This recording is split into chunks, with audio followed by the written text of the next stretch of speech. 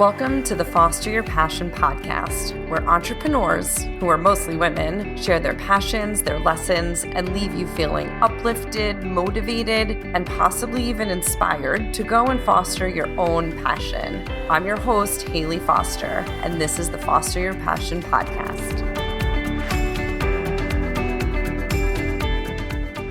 Hello, everybody, and welcome back to the Foster Your Passion podcast. I'm Haley Foster, and so excited today to share with you Dr. Shelby, the sleep doctor, who I informally met, I guess, a little bit less than a year ago at an event out in the Hamptons for women from the brand Women-S. And so they could be the unofficial sponsor of today's podcast.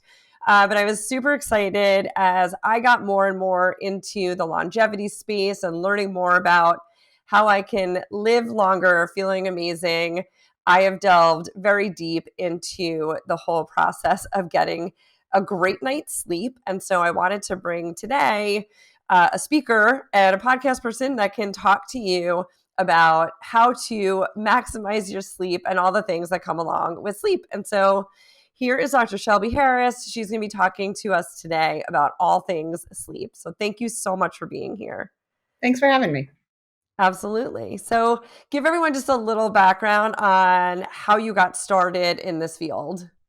Okay, so I am a clinical psychologist by training, and that's a lot of what I do. So I treat patients with anxiety and depression. I work with adults, usually young adults through older adults, but I also have a subspecialty in behavioral sleep medicine. So I worked at Montefiore Medical Center here in New York City. We have a very well-known sleep lab, and I was the behavioral person on staff. So what that meant was for over a decade, we'd have patients come to us for sleep apnea, for insomnia, all different things. And especially insomnia patients, they would come and see me to treat their sleep problems, especially their insomnia, without medication, because the treatments we have are actually very effective without using medication. It's the first line approach. So I treat patients of all ages, babies through older adults, with sleep stuff. And now I'm in private practice in Westchester, New York, but it's really virtual. So I see people from all over. And I see patients for anxiety, depression, sleep treatment. And in 2019, I had a book that came out as well, The Women's Guide to Overcoming Insomnia, Get a Good Night's Sleep Without Relying on Medication. And it's a self-help book for insomnia. So I use that a lot. And I do a lot on Instagram to try and promote sleep health. Excellent.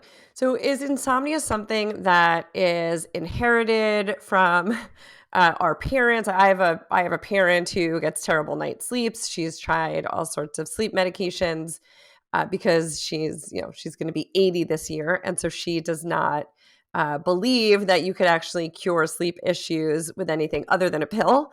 Yeah. Which the older generation is just so used to that, whereas I feel like the younger generation knows that there's certain things that we can do.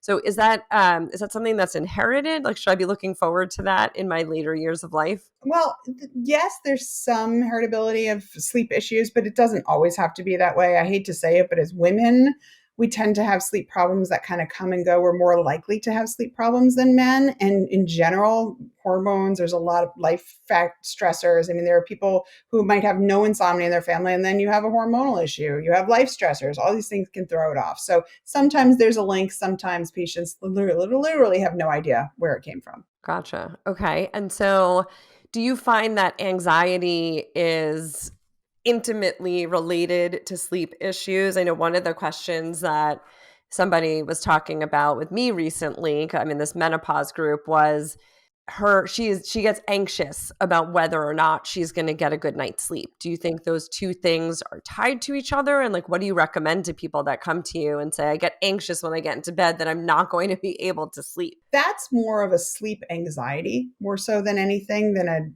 I would say an actual diagnosable. I mean, I haven't met the person who said that, but it's more of a sleep anxiety than a diagnosable anxiety disorder. So that being said, for someone like that, we work a lot. The most effective treatment we have for insomnia is called CBT for insomnia. That's my book. That's what I specialize in. And it's a non-medication approach that changes bedtimes, changes what you're doing in bed, how you think about bed, worries about sleep, that kind of forcing yourself to sleep. So we often try to do that to treat the sleep and also the anxiety around sleep. Now, that being said, if someone has significant other anxiety, depression, any other mood things, yes, they can fuel sleep problems for sure, but it doesn't mean that you then have to wait for the anxiety or the depression to get better. Sometimes we treat the sleep kind of from a separate standpoint. And then often, if you get better sleep, it can help the depression and anxiety in some people, or sometimes you just need to get a separate treatment for that. Right. That's a great point. That's a great point. Do you find that maybe, I don't know, I feel like I'm in my world of this longevity kick right now.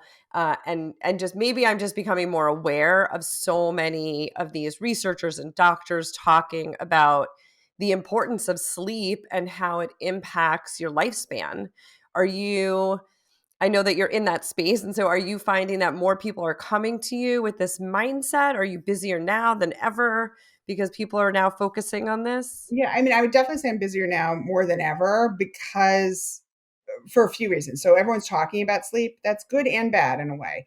Um, there's so much more insomnia out there. Google searches for insomnia and insomnia treatment went up like 50% in the Wow. first few months of the pandemic. It's kind of crazy. So there's a lot of insomnia out there. But that being said, a lot of people are coming to me because they're so worried about something they read somewhere or a recent study or a book that was out there talking about all the bad things that will happen for sleep, that for people who have sleep problems, it actually can worsen their sleep problems. So a lot of what I have to work on is trying not to worry about all these things that you hear about sleep, because that's actually worsening your problem because you're putting sleep on such a pedestal that it's making it harder to sleep. It's a terrible Sorry. conundrum. Yeah. It's like the double-edged sword, right? Do you find that people are coming to you more in their 40s and 50s, or are you seeing patients basically at every age range? I would say I have a lot of women in their 40s and 50s for sure, which is why I wrote my book, because it was really about sleep during the perimenopause space for a lot of women, and there wasn't anything out there. That being said, I think since the start of the pandemic, I'm seeing more and more patients of just all ages because of the stress, all the insecurity, all that sort of stuff. So I see a lot of even young families, moms, dads who are struggling with sleep, even though their kids are starting to sleep better. I see often a lot of that nowadays.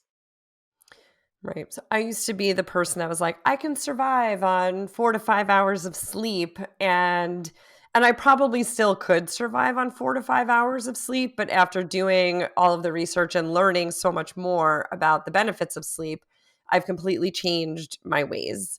Yeah. So one of my big questions for you is, can you just share like what you see to be the biggest benefits of sleep for those people that are in the mindset that I used to be in, which is I'm a night owl. I'm going to stay up till 1 o'clock in the morning, even though like as I was a kid, and we can touch on this in a minute, my parents used to say to me, it's the hours before 12 that count. A, is that true? And B, what do you see as the biggest benefit for people of getting at least 7 hours of sleep? And is that your number?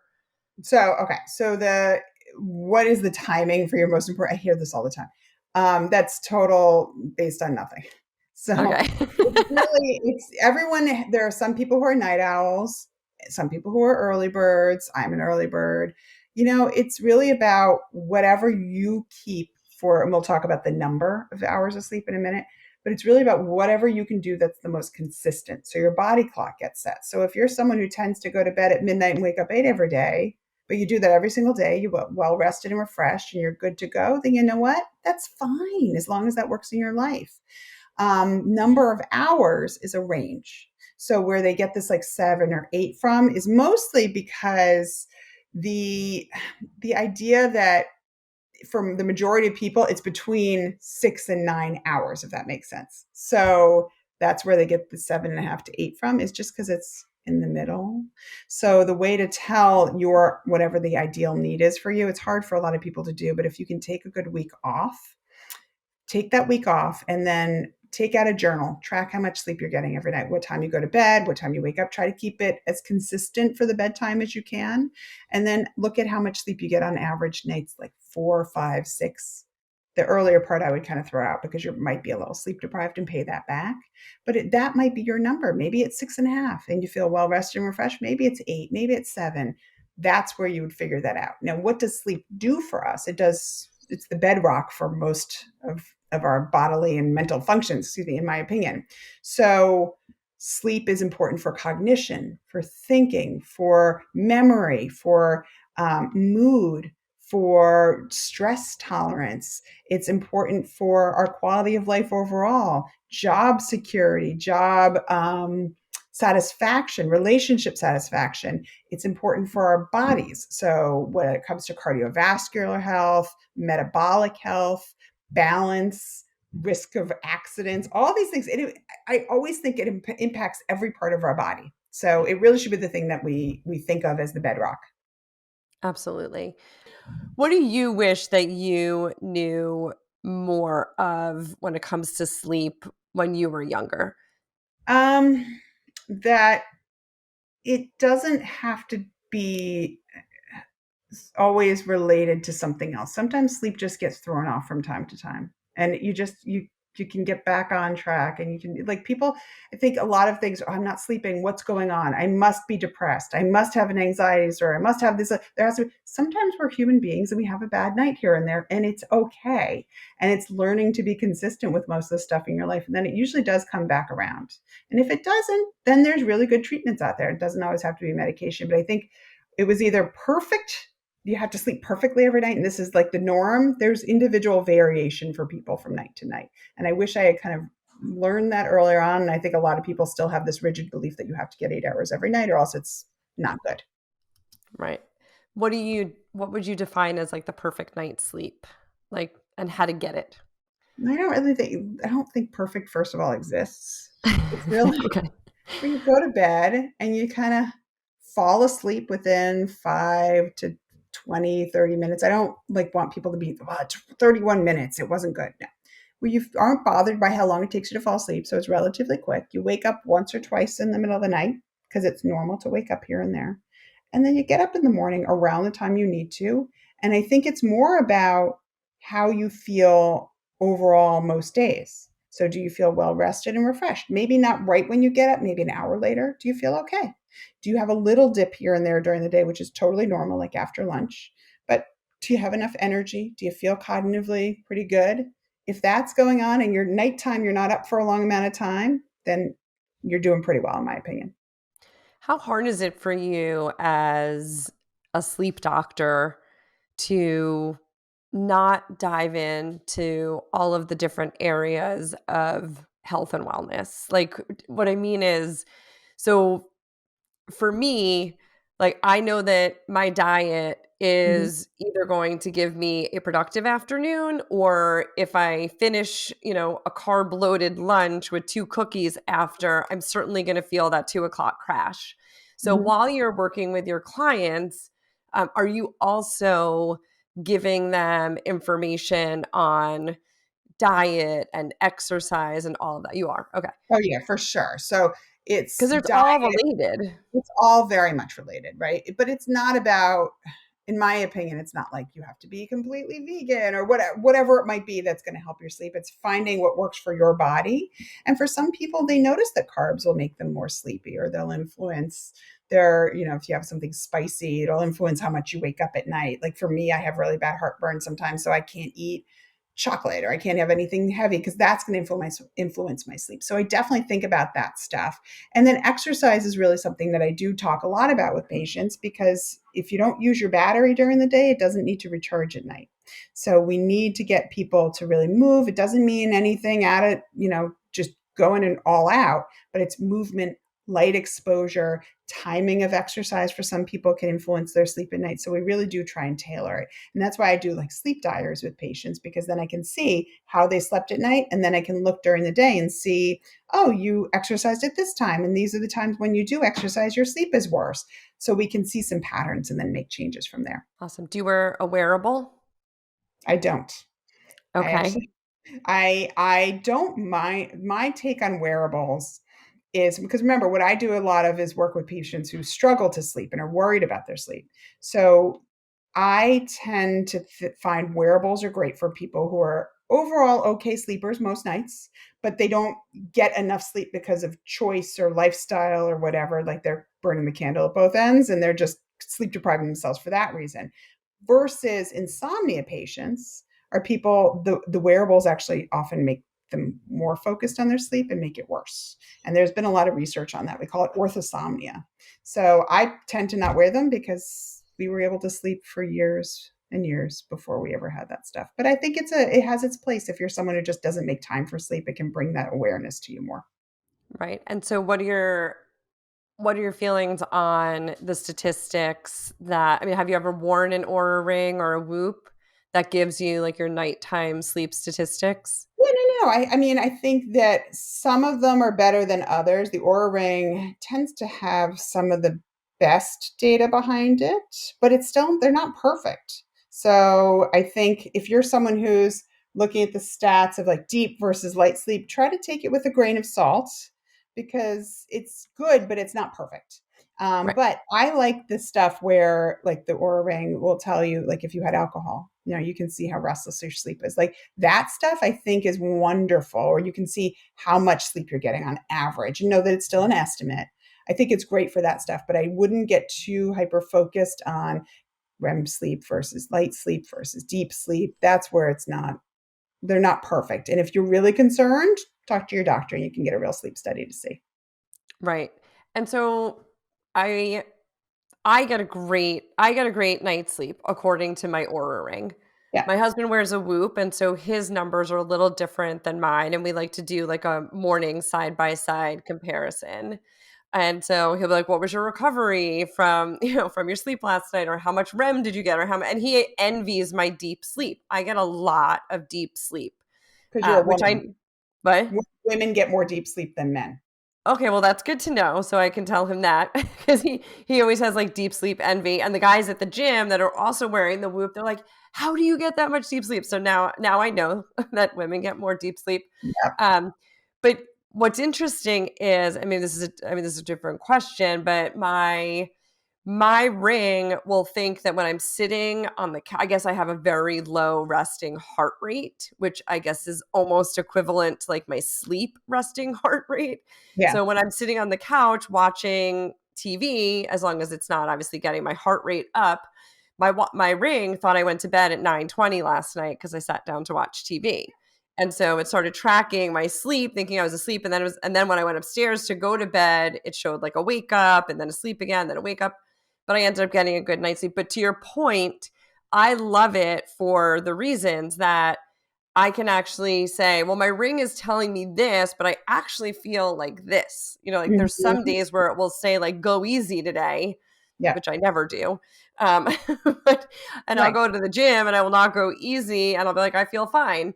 But what to your point, what I like about it is that after that workout, if my ring did tell me to go easy, I will be more in tune to how I'm feeling in the afternoon. So if I went hard in the morning at a workout and my ring was telling me to take it easy and I didn't, how do I feel in the afternoon? Yes. So I love it for those reasons. I know that a lot of people will say, well, do you listen to your ring? And I say, no, I listen to my body. And so I think to your point again, I think that's really important. Like, I'm not going to let a device tell me what I should or shouldn't do or how I should or shouldn't feel. And that's where I think they get problematic for some people. Some people really do wake up, and if they felt like they slept well, but then the ring says you didn't, it changes, or the watch or whatever, it changes their perception of the day. And so I try to really have people use them mindfully. And what is it that you're trying to get out of it if you're going to use it? But like I said, with insomnia patients who struggle to get more sleep and it's just not working, those things are actually the kiss of death for sleep for a lot of people. So stay away. Yeah. So you don't recommend them. I Not gotcha. for that, for insomnia patients, but I think for general, if you're just want to be, you're interested in your sleep, go ahead. I have no problem with it. Yeah. Well, what's funny is we were talking about possibly like because he just upgraded to the new Whoop. So we have a Whoop laying around the house. And we were talking about strapping it onto our kids for a couple of days so they could see, what their numbers are, right? Because, the statistics show you like how much sleep you're getting and how you're recovering in the morning. But just interesting to see, when they're always arguing like, no, why do I have to go to bed at 10 o'clock? They're in their teenage years. Having something to sort of back up the argument of, well, you're not fully recovered if you go to bed at this hour versus this hour, Right. kind of using it as a game to mess with Exactly. our kids. I totally get that. Yeah, Yeah, like I said, I have no issue with using them unless it's making your sleep worse or making you hyper focused on it. Then it becomes a problem. right. Gotcha. And so, um, do you consider yourself to be an entrepreneur? I find this like an interesting question to ask doctors. Like, because I feel like doctors are, I mean, you are your own business in some way or another. Never in a million years. I mean, it's nothing that they teach us in graduate school for clinical psychology. I'll tell you that. I would never have thought of myself as an entrepreneur until probably just before the pandemic when I wrote my book. And then I realized I started to do more on Instagram and had more of a following. And like I'm doing a lot more corporate stuff that I think now I'm much more that than I think I ever would have thought of myself in the past. Yeah. Right. And I think it's funny because I work with a lot of doctors. I work with a lot of, I have a couple of clinical psychologists. I have some social workers, and it's because they want to build a business, but they're not sure how. Yeah. They don't teach us any of that sort of stuff. Right, right. They're just focused on on the doctoring thing. I know. I Um, think writing a book kind of created a brand of women in sleep health for me that just kind of naturally fell into it from there. mhm. And where do you see that going? I don't know. I'd like to do, I love seeing patients. And I have a nice balance of that right now. But I do love, like, I do a lot of corporate work. I'd love to do more. I love doing the insomnia stuff, but I love doing more sleep wellness stuff, like getting people thinking about their sleep a little more. I love working with women and moms, especially who just can't find time in the day to make sleep a priority or what even that looks like. So I'd like to do more in just the wellness space outside of just clinical treatment. Right. Have you ever thought about putting together an online course for people? I've thought about it, but my area of specialty with insomnia, I find that a lot of the courses for insomnia in general can be too general. So, like my book, I wrote it trying to be as specialized as possible, but I'd love to really tailor treatment to people. So I'm trying to figure out how I could do it. Hmm. We should have a side conversation. There you go. Anytime. Outside of the podcast. Good. My brain's going in a million different business directions for you. I'm like, "Oh my god, you should totally do this." I know it's yeah, and it's like I try to only really work with companies that I really believe in, that I believe have products that I love. It's an interesting balance. Yeah. I know we talked a little bit about I remember the question talking about night owls versus morning person. Like, do you believe that there are more benefits to being one versus the other? Like, as a morning person, like, were you always a morning person? Because I switched from being a night owl to being a morning person, and I have to say, like, I just feel so much better. I wouldn't say I was ever a night owl. I was more of like kind of media, whatever that is. And then when I had kids, it kind of forced me. And I was a runner. I am a runner still. I train for marathons, and so before I had my son, I was getting up a little later, and then when I had him, I started to have to get up earlier just to fit it in because I was never going to get it done otherwise. And for me, I find it's just in my life, it works better to work out in the morning, get it done, and then I'm more productive. But I do go to bed early, which, some people find that that's not great. So it really is whatever fits in your life. There's some research that suggests that true night owls tend to have a little bit more risk of obesity, more depression. But I also find that really true night owls also tend to be extremely creative and have a lot of other like personality traits that are very welcomed by some people. So it's really what works for you in your life. And then if it becomes a problem, like you can't get to work on time or you're having trouble staying up at night because you want to see your friends, then you seek treatment for it. What time do you go to bed?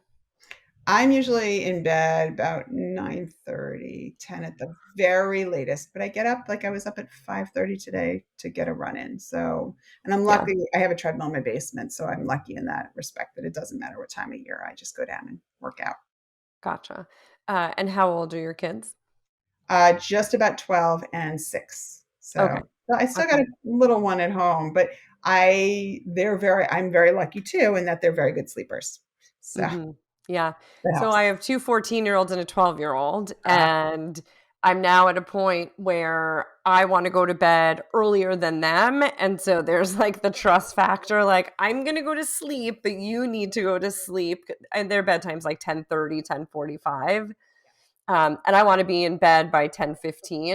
Mhm. So, and it's hard as a parent. Like I miss out on, my 12-year-old still wants snuggle time, but she also wants to stay up later, and I don't want to stay up till 11. So, Mhm. it's that balance for parents. I think this is a really hard age for me and for them. Like I know that I need my sleep and I want my sleep, but I also know that snuggle time is not going to last forever. So, Exactly. And it's a challenge too for a lot of people because the school start times for that age range are still in many communities too early.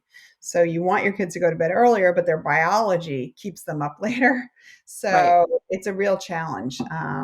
But yeah, I get the snuggle time. Even my 12-year-old, he still wants to snuggle from time to time. And, I give into it. It's like you said, it's short lived. It's short lived. Yes, absolutely. Luckily, we go to bed around the same time currently, but I foresee that getting very different in the near future. Yeah. Yes. It's about the same because the 12 wants to stay up to the same time as the Yeah. 14-year-olds. And if I'm going to bed, there's nobody to tell her after I go to bed that she needs to get into My bed. husband tends to stay up a lot later than me, so he's usually the one who's like, "God." And they also have a sleep doc for a mom, so they don't get as much. Pretty hard about it with them, so it is what it is.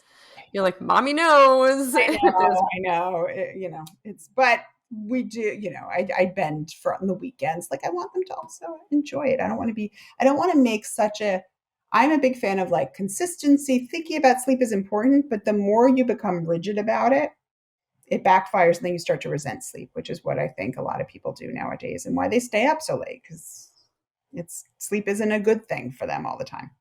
right, exactly. Uh, what are your thoughts on melatonin at like a small dose? So I spent, I don't know, years taking like a milligram Mhm.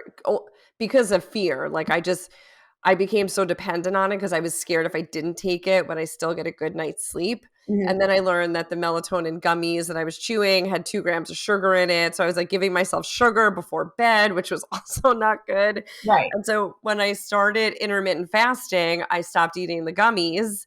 And I was like, hopefully the fasting will, cure any of this anxiety I have about if I don't take the gummy, am I going to fall asleep? But for me and for my kids also, um, would take melatonin. I have one ADHD child, and so she always has issues sleeping. And then the other one was like, well, if she's taking it, can I take it? Because I want to get a good night's sleep. Yeah. I mean, I think so melatonin is a loaded subject. It's gotten a lot of press recently. We've been talking about it for years in the sleep field. The things to know about it is it's for adult insomnia, right? It's the data on it's very mixed. It's not the cure all that a lot of people make it sound like it is. That being said, it can work for some people. But it's really not, like I said, the cure all that I think most people, oh, it's harmless, it's over the counter. It doesn't work as great as most people think. Next point is that 1 milligram, like you said, is I think 1 to 3 milligrams is really enough. Some people are taking, I mean, 5 milligrams is getting to be a hefty dose, in my opinion. I see people whose docs are saying, oh, just take 10 milligrams, take 15. Based on, there's no reason to be doing that. If 1 or 3 milligrams is not working for you, then it is not the treatment to be used. And the other thing to keep in mind is it's in the US, it's not regulated by the FDA. So it's considered a hormone and an appetite. Like it's basically like it's just a supplement. So what you're getting from one brand might be different from what another brand has in their bottle. There's no governing agency looking at what's actually in the pills. So Right. it's a little bit of, go with a trusted brand, but not everyone has that ability or knows what a trusted brand is. And melatonin, like I said, it has its place though. It's sometimes it helps for some people with insomnia. We use it a lot for people who are night owls actually, but I use it very differently. I use like a 0.5 milligram many, many hours earlier than bedtime. And it's very effective in that population. We use it sometimes for shift work or jet lag, but it has to be timed properly in the right dosing. No one is doing that stuff at all appropriately. And we do have research on use of it in some kids ADHD, autism. We have some research, but we really don't have a lot of research on it. And most other child populations that people, I think, just resort to it right off the bat. And it's not really based on anything. Mhm. So it's kind of things to keep in mind that there are other treatments to try, but melatonin, it's not going to be what most people think it's going to do. Awesome. Good to know. And I do like I mean for myself, as soon as I realized that I Yeah. didn't need it, all of a sudden I was like maybe it's just like there's the placebo effect for Oh some yeah. people. Like if you just need to take it because you think it's going to help you and that's going to calm you down and help you get to sleep, there's that. Exactly. That's a big piece. And then the other thing that I forgot to add is that just because it's over the counter doesn't mean it doesn't have side effects either. Right. So I've Right. had patients come to me who are taking melatonin and like, I have a horrible nightmare problem, like vivid dreams. Like, it's probably your melatonin. So melatonin can cause dreaming issues. It can cause dizziness, nausea, excessive sleepiness. So just beware if you're going to use it. Right, and that's a really great point. My mom was here, and she had gone through, like, a very traumatic situation, and we gave her melatonin to go to sleep, and she woke up in the morning and said, "I slept awful. I had the worst nightmares last night." And she said, "I remember that previously when I had taken melatonin, it was giving me nightmares." And so, obviously, Oh that my was the last time we gave her melatonin.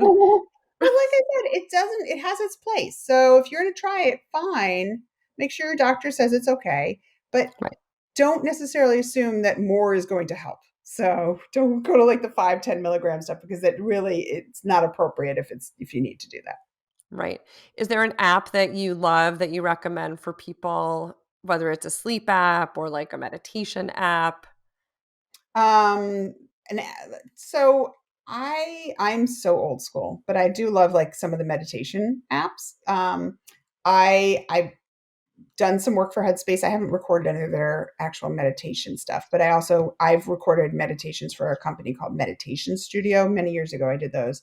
I love them. I love them more so for people to listen to during the day to get into a meditation habit, because the more you meditate during the day, guess what? It actually helps at night.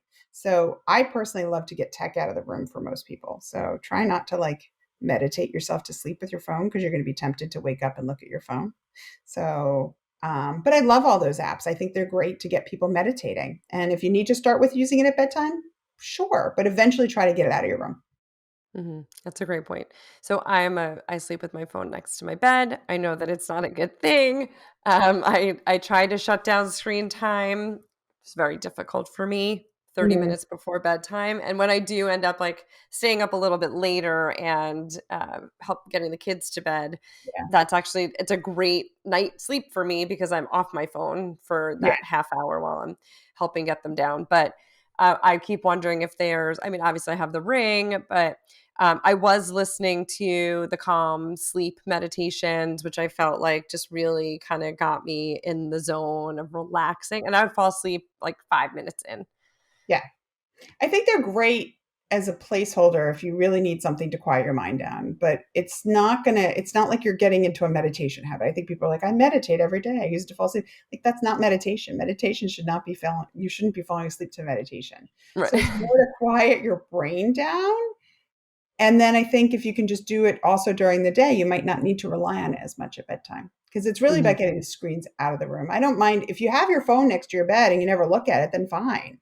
Yeah. But it's rare that I find the person who never looks at their phone in the middle of the night or any of that stuff. It's too Yeah. tempting.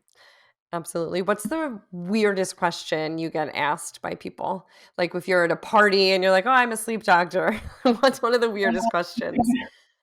I wouldn't say it's questions. It's that everyone feels like they it's so interesting because sleep is the thing that people love to talk about more and more now. So, Mhm. I mean, even pre-pandemic when there were cocktail parties or whatever, I go to them, people would just come to me like, I take these pills and I take like I know everyone's sleep history and the medications for it, which is hilarious because people, you don't go up and necessarily talk about whatever medical history you have otherwise, but there's something about sleep that everyone feels like they want. And the other thing I hear a lot is that people come up and be like, what about sleep if your husband is snoring or someone else is snoring all night? And then usually the significant other's next to them. I mean, and then I hear lots of like the stories of sleepwalking issues, all this sort of stuff that's happened on various medications or other stuff. I have lots of stories that I cannot share. So my husband's a snorer. Yeah. And I said to him recently, like, maybe that's one of the reasons why you're not waking up fully rested and recovered. Mhm. So what stage do you recommend people go get like a sleep apnea test? If you feel like you're asleep, even despite doing proper sleep hygiene as often as possible, like you're not drinking lots of alcohol at night or caffeine, or you're getting enough sleep, like, 7 to 8 hours, and you still don't feel it's restorative, talk to your doctor. I think that's where the rings and all that stuff are really great for kind of not necessarily diagnosing, but catching that maybe it's not so great. So then you should go see a doctor. If you genuinely feel routinely that it's not enough, that would be a good thing. And especially if there's snoring going on. Okay. So he always says to me, he's like, you snore too. Yeah, He's that's like, you were a lumberjack last night. Mm. Yeah. If I think it's always something to bring up. And I think a lot of people also have this assumption that you have to be a male, overweight, older, middle age or older to have sleep apnea. That couldn't be further from the truth. You're more at risk of it. But I have patients with insomnia, people who didn't even know, and they snore lightly. In women, it's not as obvious either. So go by how Yeah. you're feeling. And if there's other medical indications, right? Some people think they sleep fine, but it turns out they're snoring, and then they have issues with like high blood pressure that's not easily controlled, or other diet issues that are just like, I eat healthy, why am I gaining weight? Why? Like, then you might want to talk to your doctor, because that could be a sign that there's something going on in your sleep. Mhm. So my husband has major jealousy right now because we just Mhm. checked our biological age. Oh, interesting. Have you done that? No, I haven't. Okay. What So I happened? just did it, and I guess so I'm 49, Okay. and I biologically am 45.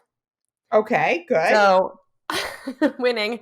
He's 45 and biologically he's 46. Oh, goodness. And he's in great shape. He works Right. out. So he's like, it's because you keep me up at night. I don't get a good night's sleep. Oh, my goodness. No, no, He no. was totally joking. He was not blaming it on me, but now he's very competitive.